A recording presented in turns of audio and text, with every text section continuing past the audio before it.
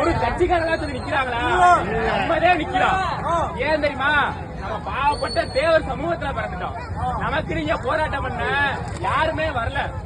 ஒரு அதிமுகவும் வரல, ஒரு திமுகவும் வரல. இல்ல சார்,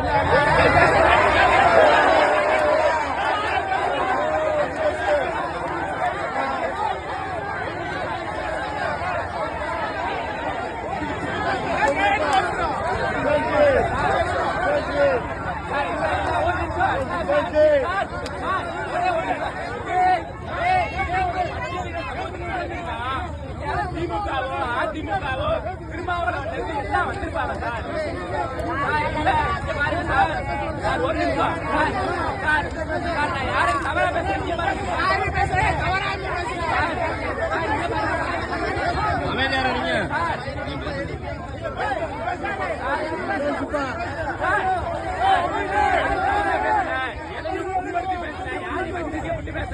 எங்களோட ஆதாரத்தை பேசுறோம் சார்.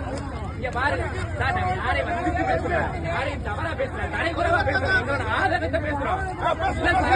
ரொம்ப கேட்கிறோம். அப்ப ரொம்ப பிரச்சனையில இருந்து இப்ப வரைக்கும் ஒரு நியாயம் கிடைக்கவே மாட்டேங்குது. பட்டியலுக்கு நடந்திருந்தா இங்க வரக்கூடிய கூட்டம் வேற. இந்த மேலூர்ல பெரும்பான்மைன்னு இருக்கமே தவிர எங்களுக்கு ஒரு நீதியே கிடைக்க மாட்டேங்குது. அப்ப இருக்கு சார், ரொம்ப பிரச்சனையில இருந்து எங்களுக்கு ஒரு நீதியே கிடைக்க மாட்டேங்குது.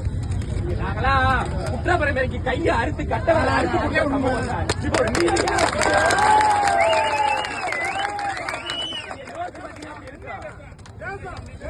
பாருங்களேன், நான் எந்த கட்சியை சார் நான் பேசல.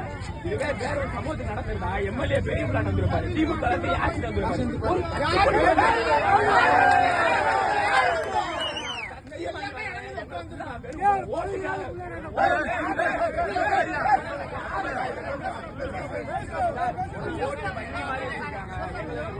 பாதுகாப்பே கிடையாது. நடு ரோடு பக்கத்துல காவல்துறை, பக்கத்துல நீதிவளாகம், இதுக்குள்ள மேலூர் பஸ் ஸ்டாண்டு, நடு ரோட்ல ஒரு அடிச்சு கொண்டிருக்காங்க.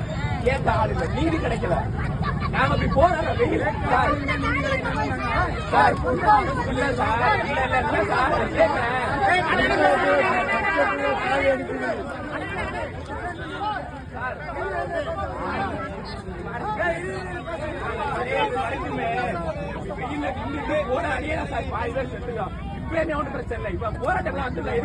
நாளைக்கு இவங்க குடும்பத்துல ஒரு பையன் இருந்தக்கூடாது, எங்க அப்பா அம்மா என்ன இறந்துடக்கூடாது, என்ன ரோட்ல போட்டு அடிச்சு கொண்டுடக்கூடாது அப்படின்னு போராடி இருக்கிறாங்க. நாங்க என்ன சார் கேட்கிறோம்? திருப்பி எங்க உங்களால உயிரை கொடுக்க முடியாது. நாங்க நீதியை தான் கேட்கிறோம். இதுக்கான நீதியை கொடுங்க. அந்த நீதி இருந்தா போதுமே, அதானே கேட்கிறோம். இப்ப வரைக்குமே ஒழுங்கான நீதி நடந்த சம்பவத்துல இருந்து என்னைக்குமே ஒழுங்கான நீதி நடந்ததில்லை சார். அந்த காலத்துல மருதுவாண்டியர், வேலுநாச்சியார், தேவர்லாம் நாங்களாம் போராட்டத்துக்காக சார், போராட்டத்துக்காக போராட்டமா. இப்ப பாருங்க, இதுக்காக போராட்டம்